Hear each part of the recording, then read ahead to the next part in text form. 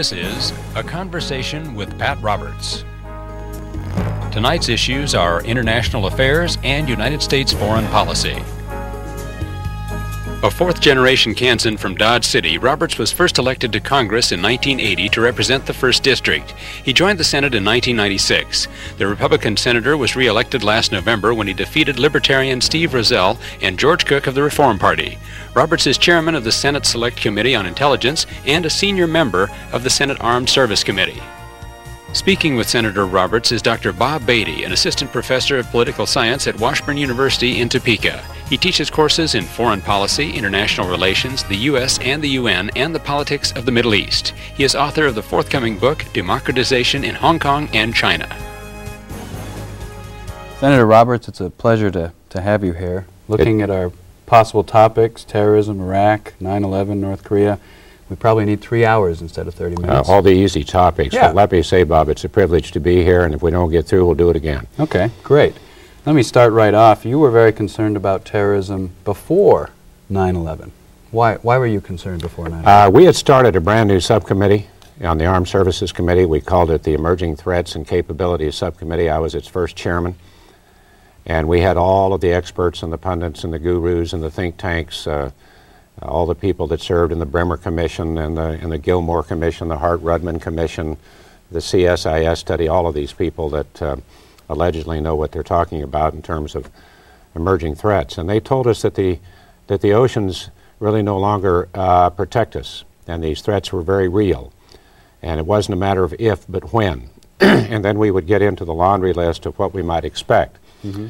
And in an opening statement, I think it was back in '99, I pointed out that in the World Trade Center attack of '93, that had the terrorist had the grid to the building and placed those explosives where they should have been placed, if, in the view of the terrorist, you want to do damage, 6,000 people would not have come out suffering from smoke inhalation. They wouldn't have come out.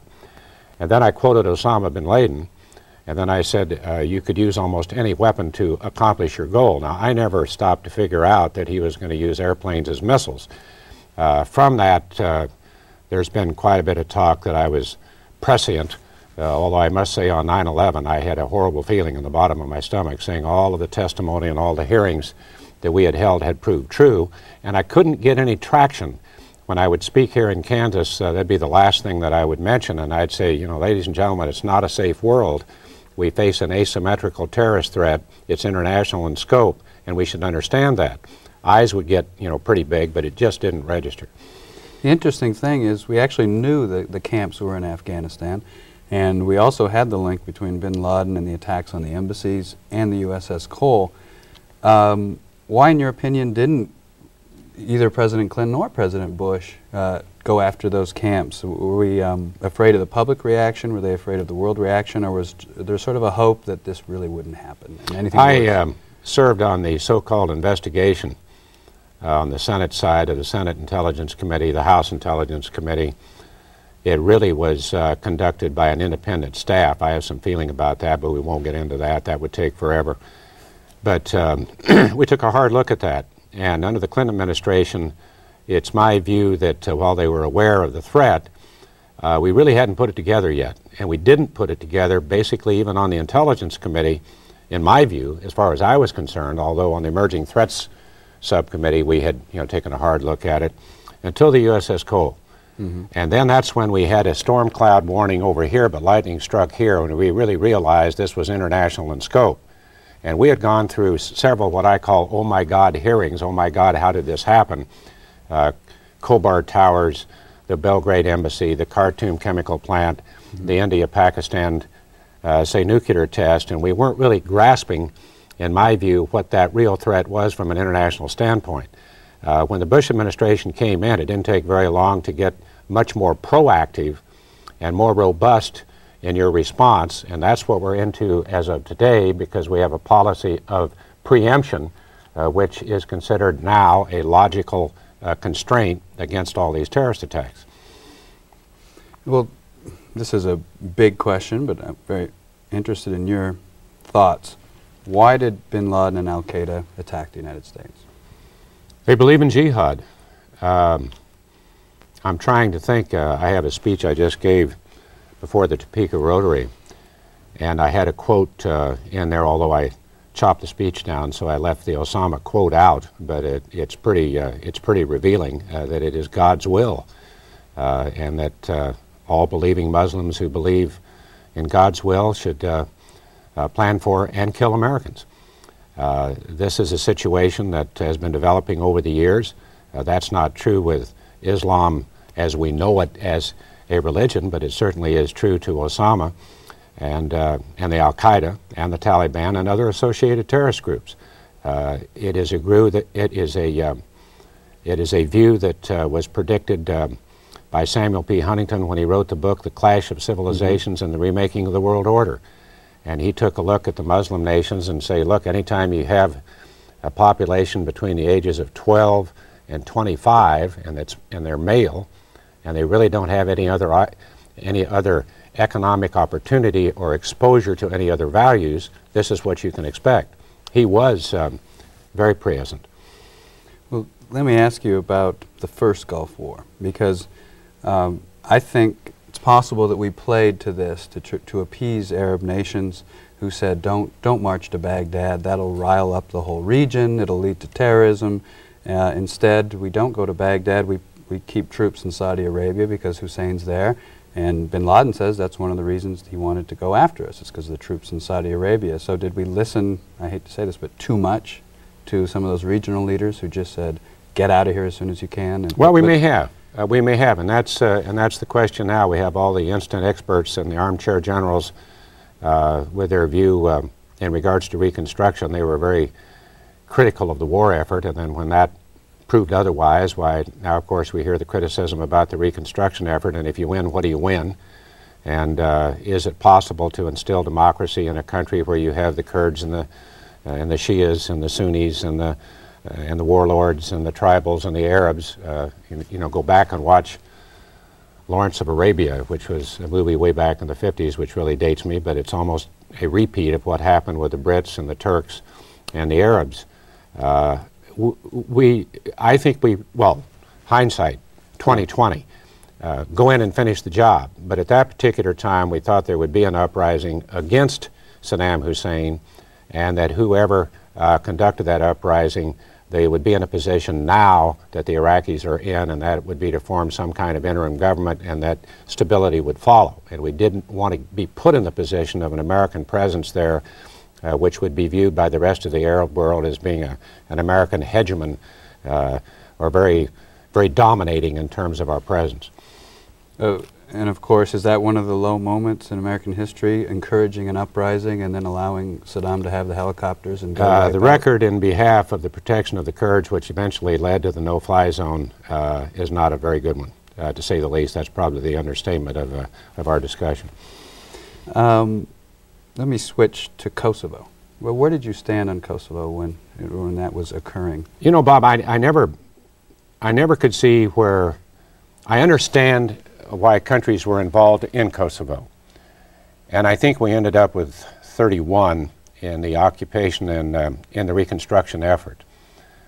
It occurred to me as we went through this, and I put in an amendment in the Defense Appropriation Bill. No, it was the Defense Authorization Bill, that said we had to spell out exactly what the purpose was, what victory was, what we were doing in the Balkans before we committed U.S. troops. And we had to report back to the Congress. That was not done, by the way, and then we insisted on it in a later amendment. It was finally done. And it was a humanitarian effort. I remember I still have the notebook. I carry around a reporter's notebook with me all the time. That's my prop here, along with, by the way, along with this deck of 55 cards, if you want to get into that. But at any rate, I took a notebook to a briefing by our former Secretary of State, Madeleine Albright, who listed 6 vital national security interests. 5 of those 6 still have not been met, and the other one was very questionable. So I think our efforts were largely humanitarian, defining NATO. We did not want to get into a Kosovar Serb situation that spread to other parts of the world. But you know the real reason? The countries surrounding that part of the world did not want the refugees. And that really is the key question in regards to the coalition of the unwilling in regards to this latest conflict because a large percentage of their population is Muslim, and they did not want to see any problems in that regard, and they certainly didn't want to see refugees.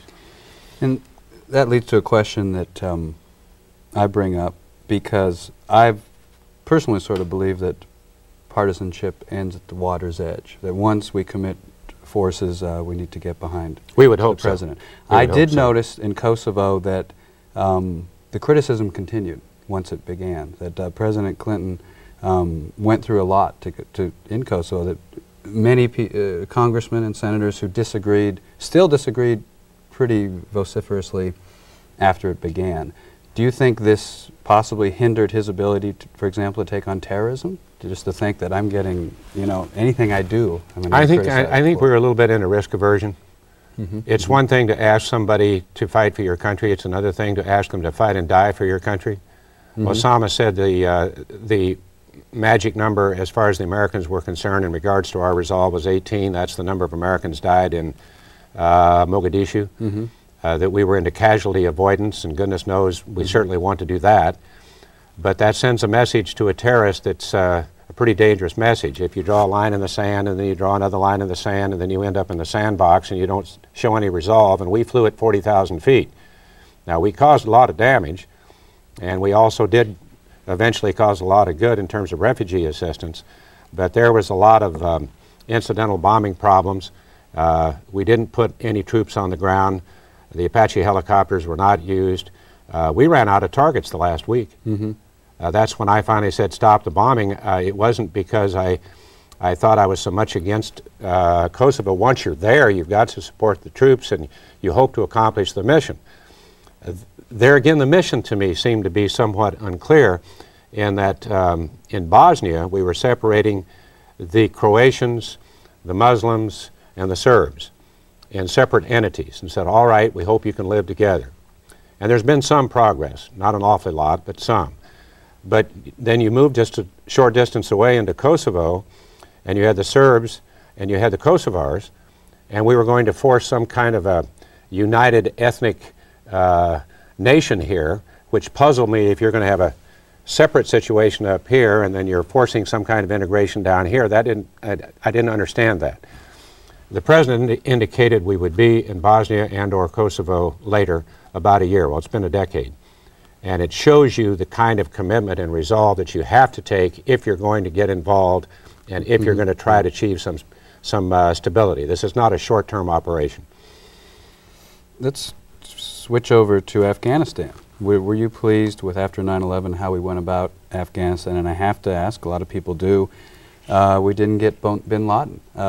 Yet. Why not, if we had high intelligence that he's in this cave area, put in 30,000 troops and grab this guy? I don't think 30,000 troops at that altitude in that territory is the thing you want to do. I think you're playing into hands, again, of the asymmetrical warfare we face, and I think we did it about right. We put in special forces. We put in a lot of our intelligence community. They worked with the native forces, and I think it worked out about as good as it could be. Now we're working with the Pakistanis, with our intelligence community, but it's the Pakistanis doing the work, and President Musharraf is very supportive. I was just there a month ago. And by different tactical means, as opposed to a large show of force in a very mountainous area, we've been able to locate and capture Khalid Sheikh Mohammed and others. That noose is drawing tighter. I personally believe Osama bin Laden is in that territory between Afghanistan and Pakistan that is extremely mountainous, 12,000, 13,000 feet high mountains, about 100 tribes that live in almost medieval times, all speaking different dialects. But the way we're going about it now, with the Pakistanis taking the action because they know it's in their best interest, with our intelligence community, seems to be a smarter way to do it. So you think there's a high chance we'll get bin Laden? I think that noose is certainly drawing tighter. That's been a very difficult task. His influence has waned a great deal, and the chatter we hear now in the intelligence community is one of complaint and lament, because we know, or they know, we are gaining the upper hand. We've got 7 nations, primarily, working in Afghanistan, including the French and the Germans, training the Afghan National Army in preparations for self-defense for the 2004 Constitutional Convention. Both Presidents Karzai and Musharraf, I think, are absolute heroes. Any day they could be assassinated, but they are really taking stands in behalf of their country for reform. We have about a company that are trained so far, or that is trained so far, and we have about a battalion to go, and 7 nations taking part in that. And President Musharraf made a very interesting statement shortly after 9/11 when he decided to go with the United States, and he said, you left us after the Soviets left Afghanistan, and please don't leave us again. I mean, pay attention to us, he was saying, but I agree that he made quite a courageous choice there. Well, let me just say something about that, Bob. Sure. We discussed that with him. Okay. And he brought it up. And it's right. There was a period of about 10 years we were very worried about their business of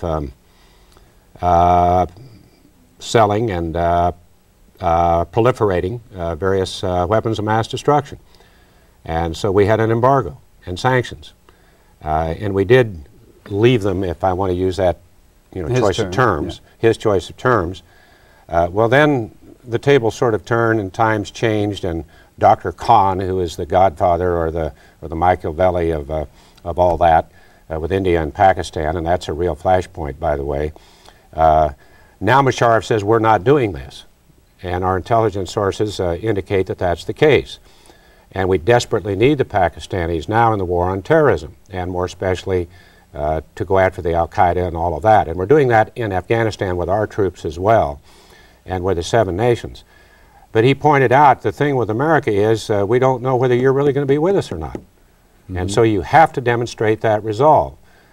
We spoke on behalf of the President, the Vice President, the CIA Director, and while it was a little ostentatious on my part and the part of other senators, we said we will have the resolve to finish this job because we know we face a new kind of threat in America, and it is in our vital national interest.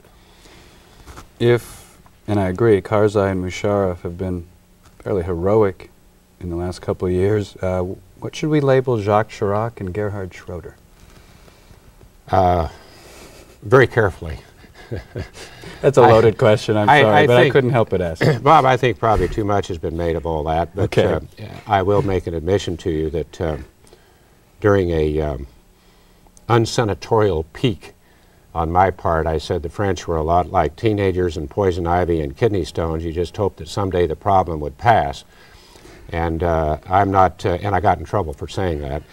But I don't know. The Secretary of State now has said that there will be consequences. That has reached a point now where I think that's most unfortunate. If Colin Powell has to come out and actually say there will be consequences, and the French sort of passed it off. But the French and the Russian position of saying we shouldn't lift the embargo at this particular time, and the French keep talking about until we discuss different kinds of modalities. What the heck does that mean? It means they want the oil for food program to continue because they got direct benefit from it, Syria and Russia and France. Now, if that isn't blackmail or oil mail, I don't know what it is, and I feel very badly because that will put more attention to the United Nations and the Security Council in a light that I think is very counterproductive. We need the UN. We don't need the UN in a position where they cannot enforce their resolutions, and we certainly don't need the UN in a position where somebody could accuse them of moral bankruptcy, and I think we're very dangerously close to that point. Well, I can understand the Russians. Not so long ago they were the other superpower. They had an empire. But they're still sort of adjusting to that. Even an elected president like Putin doesn't want to be seen domestically as doing everything in the United States. I can see that, but I never get France. I mean, they were reluctant to help with NATO. They did not, they wouldn't let us overfly, during the Libya crisis. And here they are again, as many have said, actively opposing us. Not just like China. China, of course, said they didn't want to join in, but then I believe China stepped back. Whereas France was flying to countries to lobby against us. Yeah, it is very puzzling.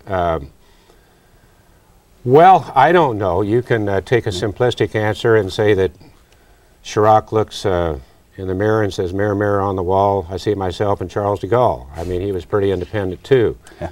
And the French always like to go upstream. I'm not trying to be overly critical. Okay. Their defense minister, when we met with him about 2 months ago, It's a young lady, and their intelligence people have, quite frankly, I think, a different view than the rest of their political leadership. They just, they didn't apologize, but certainly they agreed with our basic principles that the Allies face a different kind of threat today. It's an asymmetrical threat where terrorists have access to weapons of mass destruction, and they plan to kill a great many of us, and they have killed 5,700 Americans ever since Khobar Towers. So this is a different kind of world we live in, and I think they appreciate it, but for some reason the French want to call the shots.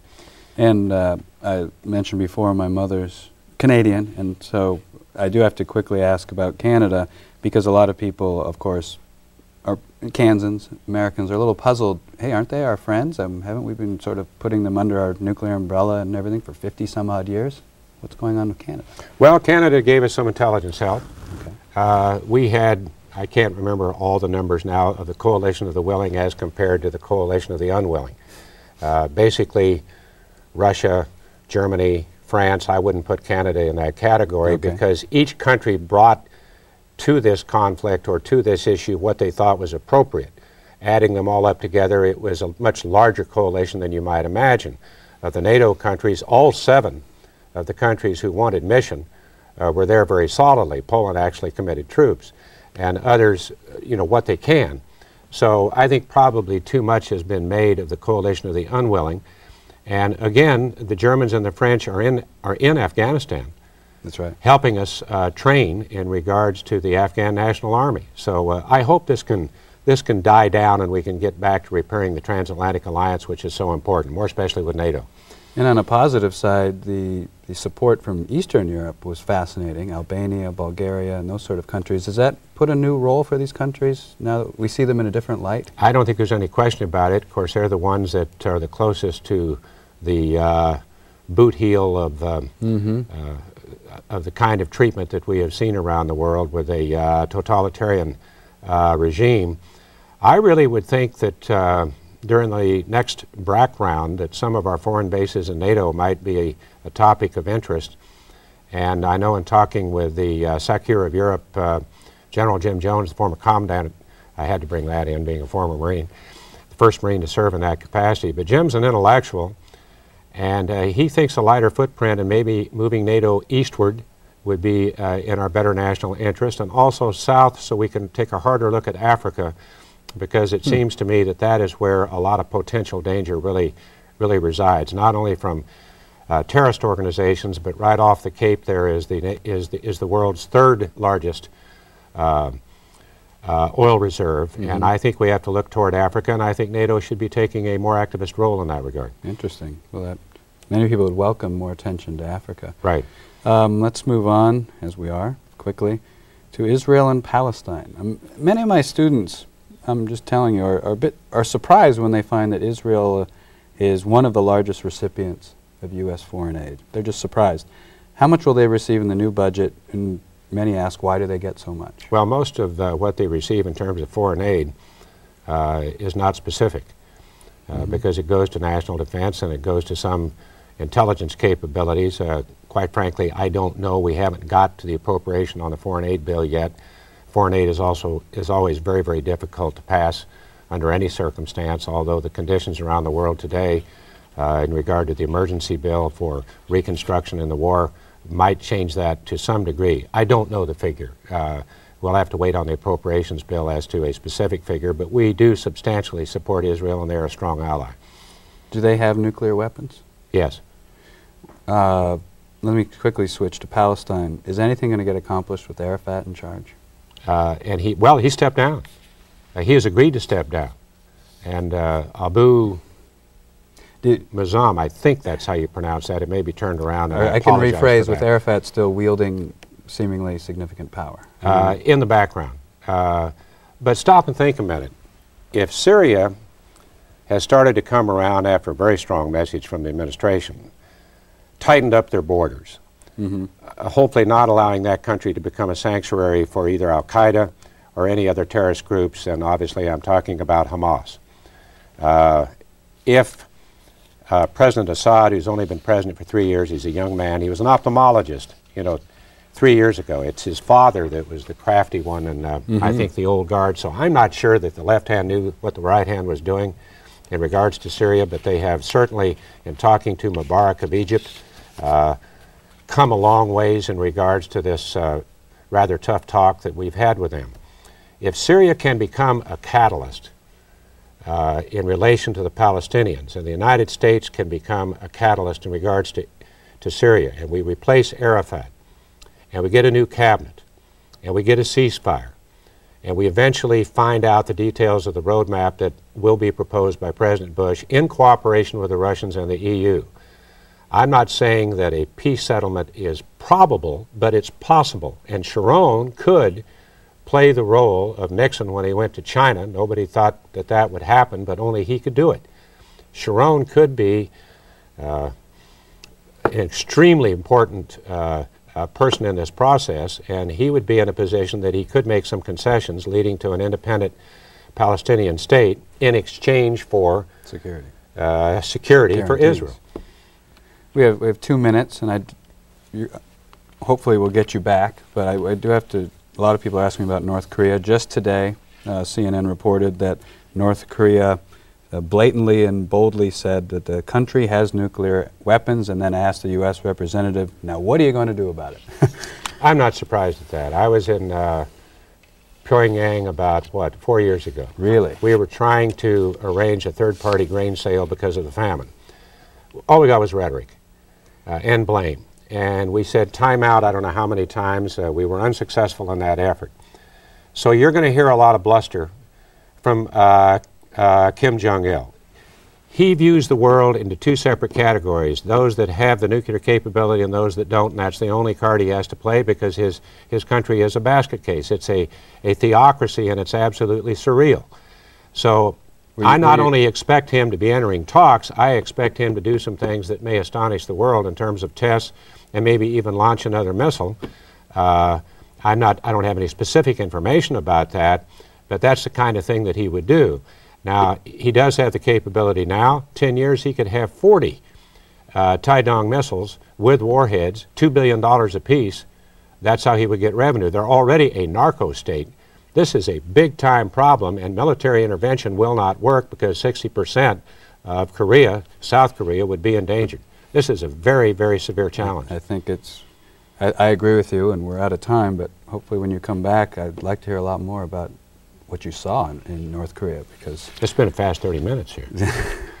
That's all the time we have. Thanks to Senator Pat Roberts and KTWU and all of you for watching. I'm Bob Beatty. Goodbye. Okay, thanks, Bob.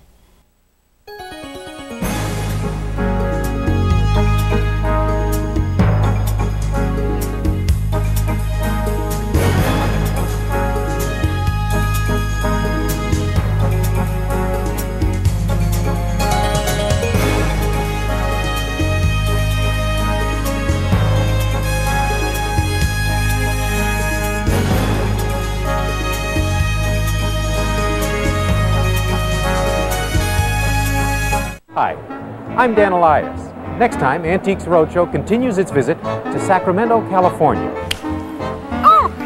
Oh my gosh! That's Antiques Roadshow from Sacramento, only on this public television station.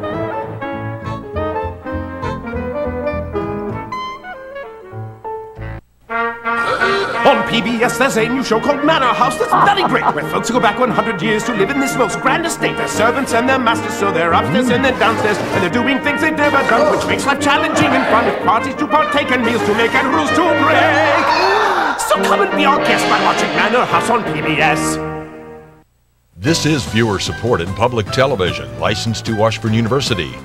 KTWU Channel 11 Topeka is great television and more. Antiques Roadshow is underwritten on KTWU by Lincoln Center Obstetrics Gynecology, serving the health needs of women and families in Northeast Kansas for over 40 years. Offices in Topeka at 2 locations, 800 Southwest Lincoln and 2830 Southwest Jurish Road.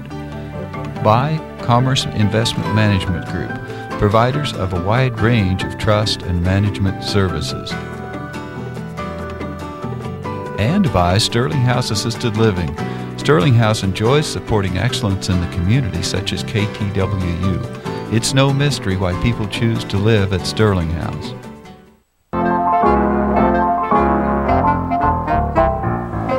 Hi, I'm Dan Elias. Next on Antiques Roadshow, we continue our visit to Sacramento, California. Here at the Sacramento Convention Center,